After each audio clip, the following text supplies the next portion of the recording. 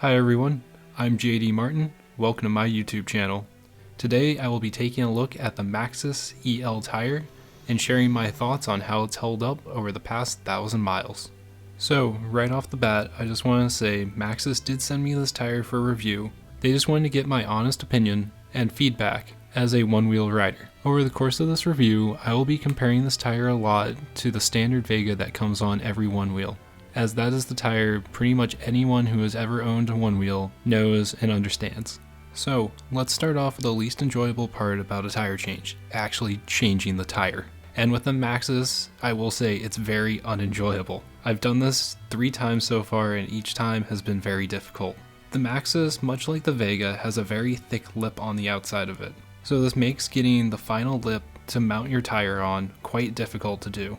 I assume it's quite difficult due to the actual application of this tire being meant for go-kart racing instead of being mounted on a one wheel. Nonetheless, it's not a problem once it's mounted. It's just very much a pain to get it on in the first place. Let's forget about the mounting for a bit, because as we all know, it's all about how a tire rides. And what I will say is, this tire rides great compared to a Vega. But I will warn you, this tire does need to be broken in for 50 miles to get the compound soft and to have that nice grippy feel.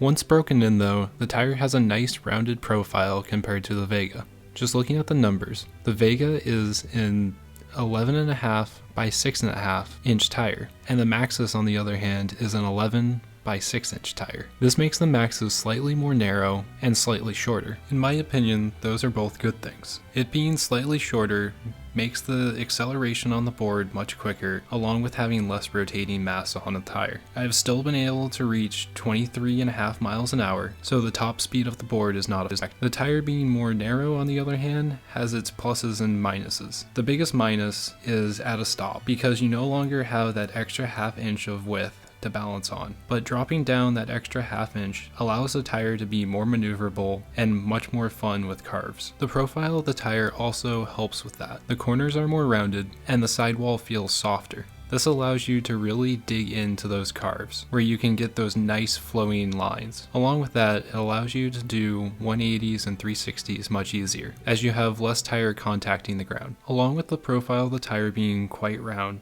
this makes it enjoyable for fast turns. And with the thinnest area for the material being in its corners, it really allows you to push down on it. For off-road situations, I have much more confidence in this tire. The best way to describe this confidence is when you're taking turns off-road and all of a sudden you hit a soft patch of dirt. Because it's a slick tire, you can feel it slip from underneath you. But as the wheel continues to slip, you can feel it regaining traction. You just know after a certain point the wheel is going to get enough traction and pulls you through the corner. In the same situation with my Vega, I would typically have my tire dig into the ground because of those sharp corners. This would have caused me to nosedive. I think the profile of the tire has a lot to do with this.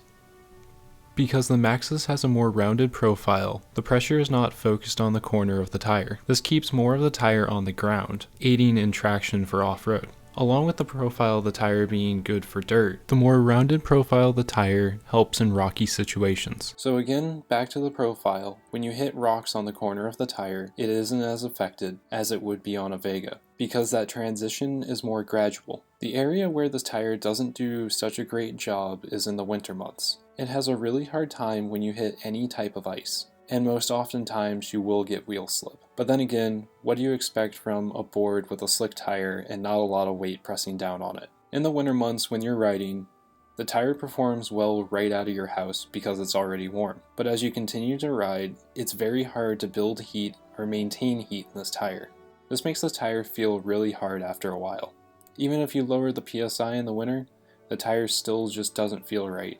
In conclusion, this is a very good all-around tire.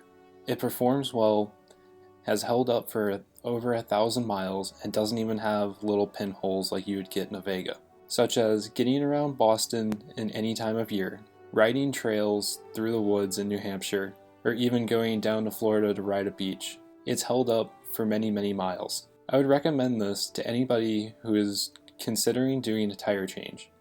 I will warn you, it is very hard to put on though. It is a great all-around tire that is quite stable, very carvy, and has shown to last through any type of condition. I hope you liked this video.